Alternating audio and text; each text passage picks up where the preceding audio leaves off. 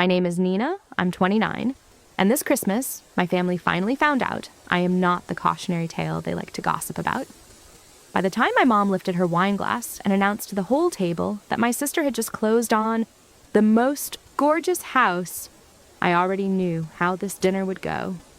The ham was still steaming when she leaned back in her chair and loud enough for the cousins in the next room to hear said, "Your sister just bought a beautiful home. When are you finally going to settle down, Nina?"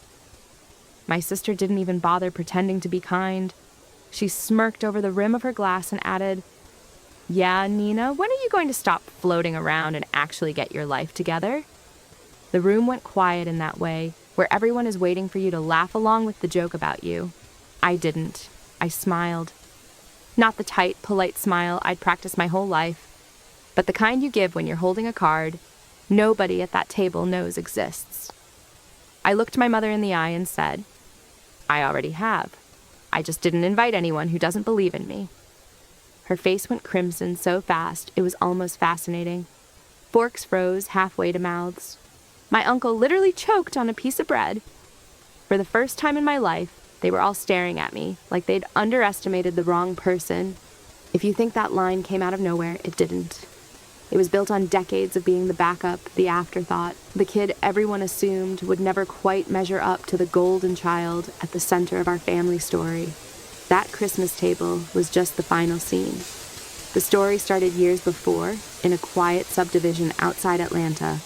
You're in a house where my mom, Karen, decided very early on who the star of the show was going to be. And it was never me. My older sister, Brooke, is 4 years ahead of me. Firstborn, blonde, good at all the things that play well in family photo albums. Cheerleading, school plays, the kind of giggly charm adults adore. My dad, Steve, is an electrical engineer. He's always been more comfortable with schematics than emotions. He worked long hours, came home carrying blueprints in his briefcase, fell asleep on the couch with a football game on. Day-to-day parenting was my mom's arena, and my mom made it plain, in 100 small ways, that Brooke was the main event and I was supporting cast. I still remember the year Brooke's cheer squad won regionals. My mom went all out, handmade banners, a sheet cake with blue and gold frosting. When relatives crammed into the living room hearing the story for the 3rd time, while Brooke reenacted her winning move. My Aunt Yvonne kept saying, "She's going to go places, that one." Our cousin Tasha squeezed in beside me on the floor and whispered, "It's a lot of excitement for a $10 medal." That same year, I won first place in a state science fair. I'd built this clunky but functional solar-powered model house. The school sent home a certificate and a little plaque. My mom, elbow deep in dishes, glanced at it on the counter and said, "That's nice, Nina, but did you see the photos from Brooke's competition?" She pulled up a picture of Brooke in her uniform, like that was the only accomplishment worth framing. Moments like that weren't rare. They were the pattern. When I was 10, we had planned a Saturday trip to Stone Mountain I'd been buzzing about for weeks. The morning of, my mom came into my room and said, "We're going to have to reschedule. Brooke needs a new dress for winter formal. There's a sale that ends today." I said, "Can't we go after, or tomorrow?" She cut me off with, "Your sister's things are more important right now. You'll live." Another time, I had a piano recital I'd practiced for all semester. I stood on stage, sweating in a black dress, scanning the small crowd for my mom's face. Her seat stayed empty. Later, I found out she'd skipped it to go to Brooke's volleyball game because, in her words, "Your sister's team was counting on her. You just play for fun." Fun? That's what everything that mattered to me was labeled as in our house. While my mom campaigned for Brooke's homecoming votes, I was the bookish kid in the corner at family events, ponytail and notebook, the one relatives remembered to ask about at the end of the night. "How's school, Nina? Still doing your little writing thing?" After every gathering, when the house finally went quiet, Tasha would find me. She'd sit on the back steps or on my bed and say, "She has no idea how special you are, but that doesn't mean you're not." It helped, but it didn't change the math in that house. Brooke shined, I clapped. By my late teens, the favoritism stopped being just about trophies and applause. It became about money and options. When Brooke graduated high school, my mom sat her down at the dining table with glossy brochures from the local community college. "We'd love you to stay close," she said, out voice warm.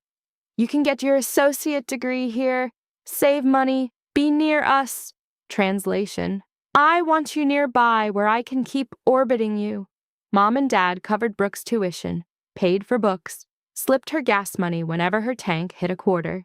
When Brooke wanted to cut back on hours at her part-time job to focus on classes, Mom called it prioritizing. When I brought up college, the temperature changed. I told my parents I wanted to go to a state university and study digital media. Somewhere bigger where there'd be real opportunities. My mom barely looked up from the coupons she was cutting. "Out of state? That's expensive, Nina. Maybe think more realistically. You're not like your sister. You need something secure." My dad muttered, "Scholarships," on his way out the door, already late for a meeting. Or that was the end of the conversation. So I did what I always did when something mattered and no one was going to make it easy. I figured it out myself. I filled out scholarship applications until we ran out of ink. I took a job at a local smoothie shop, then at the grocery store, doing homework on my 15-minute breaks and inhaling dinner standing up. When I got into Ohio State with a solid financial aid package, my mom said, "Well, if they're paying, I guess it's fine, but don't come crying to us if you get overwhelmed." Brooke stayed close, took a few classes at the community college, bounced between shifts at a salon and a clothing boutique, partying more than studying. My mom called it networking.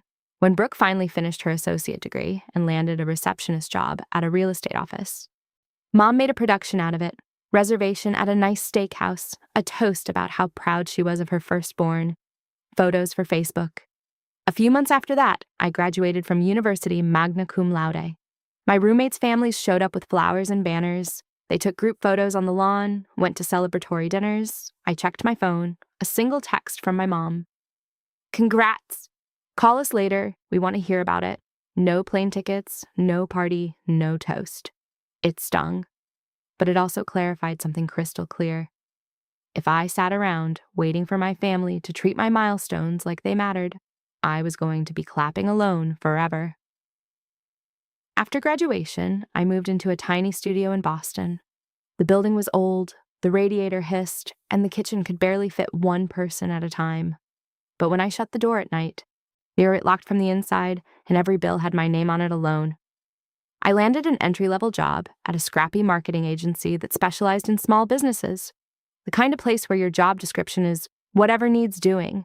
I wrote social posts, I pulled analytics, I mocked up ads, I watched webinars at my desk after hours. Because we didn't have a training budget and I wasn't going to wait for one, I bought store brand everything, learned to meal prep so I wouldn't blow my budget on takeout.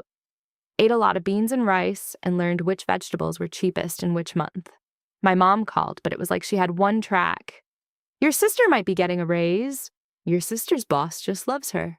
Your sister's boyfriend might propose soon. Won't that be exciting?" The few times I tried to mention a project at work or a small 5% raise, she'd say, "That's nice, but listen to what Brooke's doing. She's really on the right path." After a while, I stopped feeding her details. Let her assume I was scraping by. I poured the energy she didn't want into work instead. Because when nobody at home is rooting for you, sometimes you build your own cheering section out of pay stubs and performance reviews. I had no idea just how far that would carry me, or how visible it would make me one Christmas a few years later. The real turning point came about 3 years before that Christmas. I'd just run my first big campaign as lead strategist at the agency, an ambitious push for a regional outdoor gear brand that wanted to appeal to younger customers. I invested everything in it. Late nights, ruined weekends, pulling favors from designers, reading case studies at 3 a.m. When the numbers came in and we saw not just higher engagement, but a 25% jump in online sales, my boss actually clapped his hands in the middle of the open office. He called me into a glass-walled meeting room and said, "Nina, this is the kind of work people build careers on. You're not just pulling your weight, you're leading." I rode that high home on the T, printouts of the stats in my bag, thinking maybe, just maybe, this would finally be the thing that made my mother see me differently. So when she insisted I fly home for that year's holiday dinner, I booked the ticket. Part of me still wanted to be seen. The house looked exactly the same wreath, same smell of ham and scalloped potatoes, the same framed photo of Brooke in her cheer uniform on the mantel. Brooke swept in late, new haircut, new boots, same smirk. She hugged my mom first, then me, quick and perfunctory. We sat, we passed dishes, the usual chorus of voices filled the dining room. My Aunt Yvonne asked how work was going for me. For once, my mom didn't interrupt. So I took the opening. I told them about the campaign, how we'd taken a risk with the creative, how it had paid off, how the client had renewed for another year, how my boss had hinted at a promotion. Tasha's eyes shone. "That's huge," she said. "That's like real career stuff, not just a paycheck." For a few seconds, everyone actually seemed to be listening. Then my mom smiled, not at me, but toward the other end of the table. "Speaking of moving up," she said, "did you all see Brooke's new car?" She finally traded in that old sedan. Got herself one of those nice crossovers, leather seats. It's so much safer for commuting. The conversation snapped away from me like someone had flipped a switch. Suddenly, everyone wanted to know the make, the model, the color. My uncle started talking about gas mileage. My mom glowed when she said, "I went down to the dealership with her. We got such a good deal." I watched my brief moment in the sun vanish as quickly as it arrived. Later, while we were stacking plates in the kitchen, my aunt told me gently, "Your mom just wants you to have a good man and a secure life. Don't work so hard that you scare guys off. Brooke balances things well. Walk, you don't want to intimidate people." I drove back to my apartment that night with my promotion packet on the passenger seat and my mom's words bouncing around my skull. On the way, she'd ridden with me, fiddling with the radio. "You know your sister's really settling down," she'd said. "New car, steady job, serious boyfriend. You're almost 26 now. You should think about getting serious soon, too. You don't want to be left behind."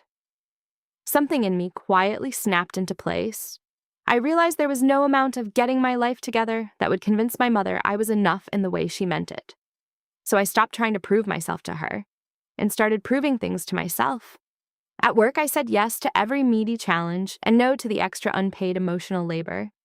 I went from copywriter who helps with strategy to associate creative director, then to creative director in what my industry friends later told me was record time. My paycheck grew, slowly at first, then in real jumps. I learned about investing, listened to podcasts on long runs, read boring-looking books, set up automatic transfers into index funds when most of my friends were posting boomerangs from bottomless brunch. I lived like I was still on a junior salary and put the difference away. Brooke, meanwhile, kept bouncing. Receptionist at a real estate office to assistant manager at a boutique to brand ambassador for a skincare line. Every job change was following her passion. Every dip in income was something my mother quietly backfilled. Brooke always had new clothes, new hair, new vacations. Yeah, she almost never had money for an emergency. I stayed out of it until the day my mom called and said, in the brightest voice she could muster, "Guess what? Your sister's finally buying a house. We're having a barbecue this weekend to celebrate her closing. You're flying in, right?" My mom turned Brooke's mortgage approval into an event before the ink was dry. She blew up the group chat with "potluck at Brooke's" and "bring a side" to celebrate her new home, along with confetti emojis. When I pulled up to their place that Saturday, there were paper, "sold" signs taped to the fence and a big cardboard cutout of a key propped on the grill. Brooke held court in the middle of the yard describing the place, 3 bedrooms, a finished basement, stainless steel appliances, the cutest little yard, great neighborhood, yada yada. Every few sentences my mom would punctuate with, "She finally has a place of her own. We're just so proud. She deserves this." I helped my dad at the grill. He flipped burgers with a distracted frown like he was doing amortization tables in his head. An aunt asked me if I was still in that shoebox in Boston, like it was a phase I'd grow out of. When I said yes, she smiled pityingly. "Well, at least you're not tied down by a mortgage. You can still have fun," she said. As if responsibility only started when you owed a bank money. Later, while refilling the ice bucket, I heard my mom's voice in the dining room, pitched low and tight in a way that made me pause. I stopped just short of the doorway. Brooke was at the table, papers spread out. My mom sat across from her, reading glasses on the end of her nose. I just don't know how you're going to juggle all of this, Mom said. You've got those store cards near their limit, your car payment, and now this.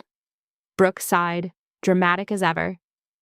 I know, she said, but if I don't buy now, I'll never get in. Everyone my age is buying. I can't be the only one still renting an apartment. Do you know how that looks? How short are you on closing costs? My mom asked, already wincing. Brooke slid a document across. Like $12,000, she said. Maybe a bit more if they don't waive some of the fees. I was hoping you could pull a little from your 401k or move money from that CD, just until I get my promotion. Just until. Words I'd heard her use in front of overdue notices since we were teenagers. My mom hesitated, then said the exact thing I knew she would. I'll see what I can shuffle, she murmured. I can probably put some on my card and pay it down when your raise comes through. I stood there for a moment, heart pounding in a way that felt uncomfortably like recognition. I thought about the time I'd asked my mom for help with $500 for my first security deposit, and she'd told me solemnly I needed to learn financial responsibility. I thought about the evenings I'd skipped dinners out to max out my Roth IRA instead. I stepped back quietly and returned to the kitchen before they saw me. 5 minutes later, when I walked into the dining room with the ice bucket, the papers were gone and both of them had company smiles plastered across their faces. That night, back in my Boston apartment, I opened my laptop and really looked at my numbers. Savings I hadn't touched. The investment balances I'd checked, but never emotionally totaled. Retained bonuses, profit share checks. For the first time, I added it all up and let the total land. The idea that I could buy something of my own suddenly wasn't a daydream. It was math. A month later, I was standing in the living room of a little cottage on the edge of a reservoir in New Hampshire, my breath fogging in the empty air. Wide front porch, big windows, 2 bedrooms, a loft I could use as an office, a kitchen that actually had counter space, and the kind of view people put on postcards. When the seller named the price, my stomach did a somersault.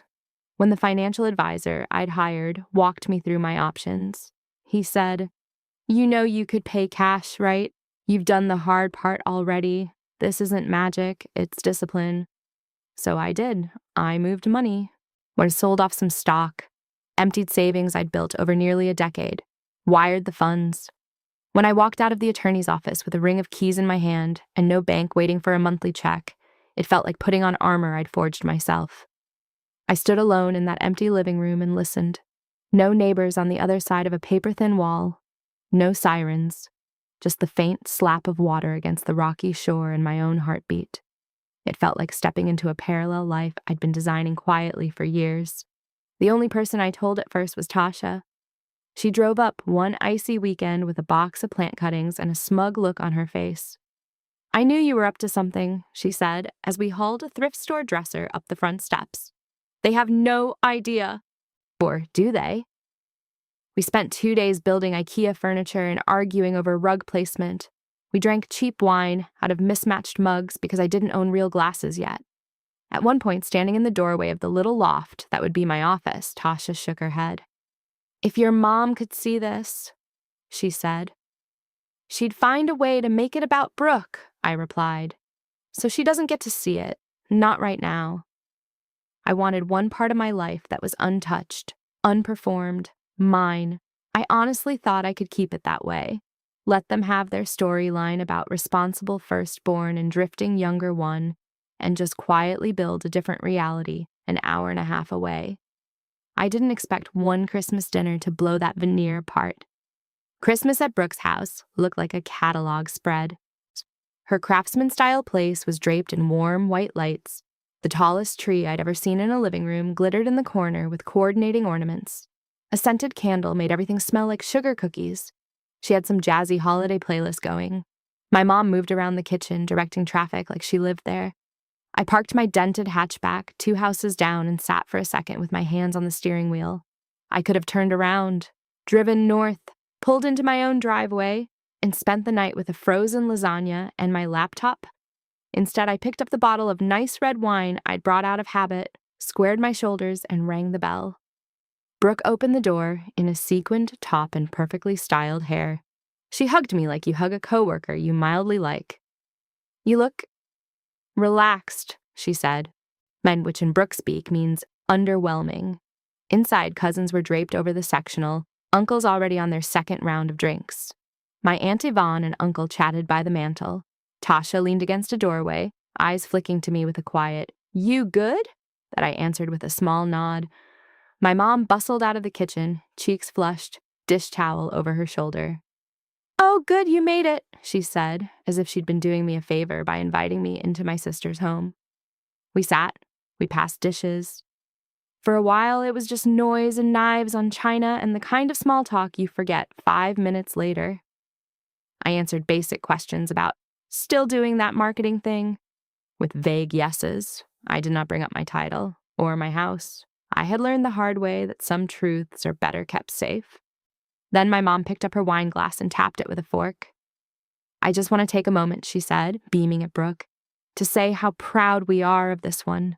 Buying this beautiful house, settling down, building a real future. This is what success looks like." She let that hang in the air just long enough before turning to me. "And Nina," she said louder, "your sister bought a gorgeous home. When are you going to finally settle down?" A few people gave these little half laughs. Somebody sucked in a breath. Brooke, never one to miss her cue, leaned in. "Yani," she said, "you're almost 30. When are you going to stop living like you're in a dorm and get serious? You can't rent forever." There it was, the script they'd been rehearsing without me. I felt a familiar urge rise, the instinct to laugh it off. Mine to minimize myself, to change the subject. This time I let it pass. I swallowed, set my fork down, and looked straight at my mother. "I am settled," I said evenly. "I just didn't invite anyone who thinks I'm not enough." She blinked like I'd spoken another language. "Don't be ridiculous," she sniffed.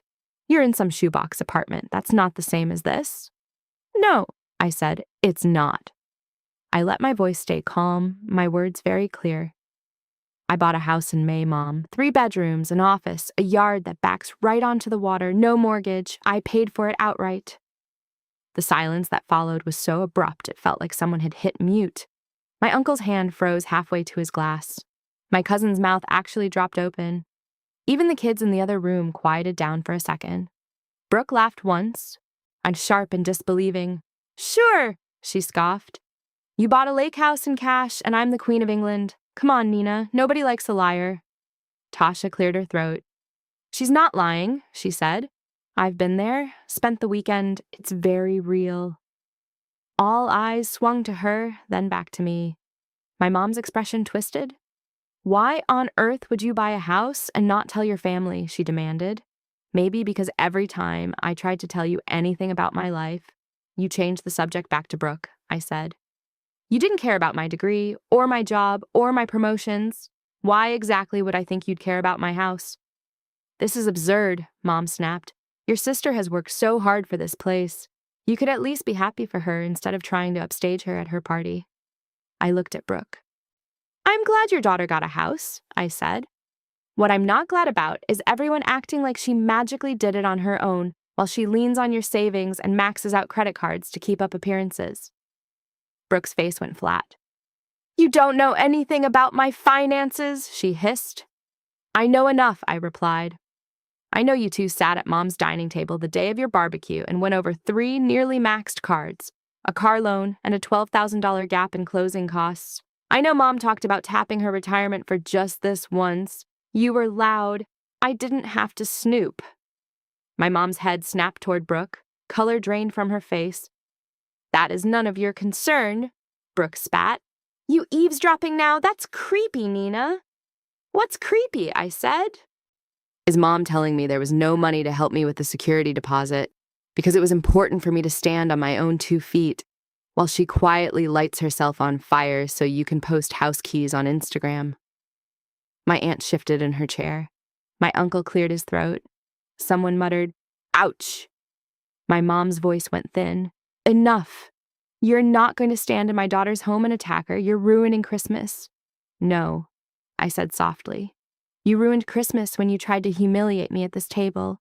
All I've done is finally say out loud what's been obvious for years." Brooke leaned forward, eyes hot. "So what now?" she snapped. "You think you're better than me because you've got some cabin and a job title you can brag about?" I met her stare. "I don't think I'm better than you," I said. "I think I finally stopped playing a rigged game. That's it." I pushed my chair back and stood. The sound of wood scraping tile made a couple of people flinch. "Where are you going?" my mom demanded. "We're not finished talking about this." "I am," I said. "You've been clear for a long time about who you cheer for. I'm just finally being clear about who I'm cheering for." Me. Tasha stood up too. "I'll go with her," she said. We walked out under a dozen stunned, staring faces and stepped into the cold night.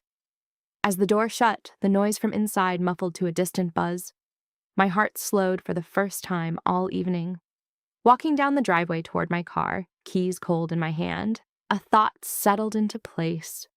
For the first time, I hadn't just survived one of my family's holidays.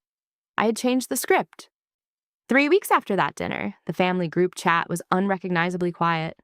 No photo dumps from my mom about Brooke's cozy new living room. No paragraphs about how grown up Brooke's neighborhood felt. Just the occasional forwarded joke from an older relative pretending nothing had happened, and then long stretches of silence. The only person I heard from like normal was Tasha. She texted me one night. "They're still talking about you, you know? The way you just sat there and dropped the lake house plus cash line. You've officially become family lore." I was at my dining table when I read it, laptop open, a mug of tea cooling by my elbow. I looked around, at the paint color I'd chosen, the couch Tasha and I had wrestled into place, the view of the reservoir out my window, my house.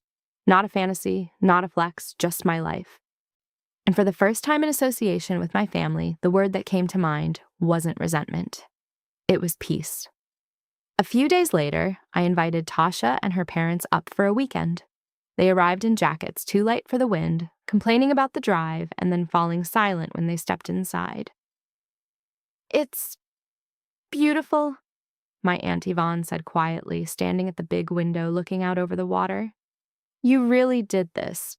We cooked too much food, walked the shoreline in borrowed boots, played stupid board games at my table late into the night." At one point, my aunt turned to me and said, "I should have said something years ago. I saw what was happening. I just didn't want to cause trouble." "You see it now," I said. "That's something." Spring came, snow melted off the yard, ducks showed up on the water. News about Brooke and my mom reached me in bits and pieces, mostly via Tasha. The promotion Brooke was counting on didn't happen. Her hours got cut. The credit card balances she'd been managing with minimum payments finally tipped into phone calls and late fees. Stress bled into her work. She started making mistakes. The real estate office she worked at did layoffs. Brooke's name was on the list. Without that paycheck, the mortgage that had been my mom's favorite thing to brag about became a weight she couldn't juggle. They tried to hang on, but numbers don't care about appearances. Eventually, Brooke put the house up for sale. The dream home that had earned her a backyard party and a personalized cake became a line item to clear debt. My mom started calling me more often. At first, the voicemails were furious. "How dare you call her out like that? She was already under so much pressure." Then they turned, pleading, "We're still your family. Your sister needs help. You have a house now. A little loan wouldn't hurt you." And finally, buried under all of that, came something I'd never expected to hear from her. "I'm sorry. I didn't see how much I was hurting you. I don't know what I thought." I listened to them on my porch swing, the lake a sheet of silver in front of me, and I realized something I hadn't had words for before. An apology can be genuine, but it doesn't erase a lifetime of being the one expected to disappear so someone else can stand center stage. And it doesn't obligate you to walk back into the wings. I called her back once. I told her, "I'm glad you're starting to realize how this felt from my side. Really. But I spent 3 decades being the one you overlooked and the one you expected to sacrifice. I'm not going to step in now and fix consequences I didn't create. I love you. I'm also done being your safety net." Then I set boundaries I never thought I'd have the courage to say out loud. No more loans, no more conversations about Brooke's bills, shorter calls, sometimes none at all. When those lines got tested, I defended them, muted chats, blocked numbers when I had to, chose my own peace over their discomfort. I poured all that spare capacity I used to reserve for their emergencies into my work, my friendships, and something new. I started volunteering at a women's center in town, helping women put together resumes, budget plans, and basic marketing strategies for side hustles. As I sat across from women whose stories I recognized, the reliable daughter, the invisible sibling, the one everyone assumes will step up. I helped them map out tiny, practical ways to build options.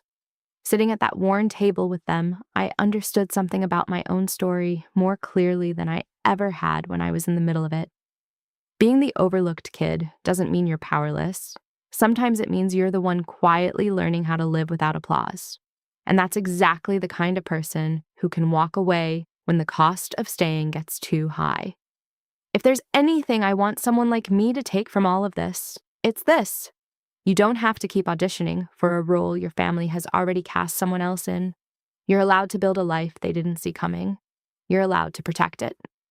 You're allowed to say no, even if everyone at the table raises their eyebrows.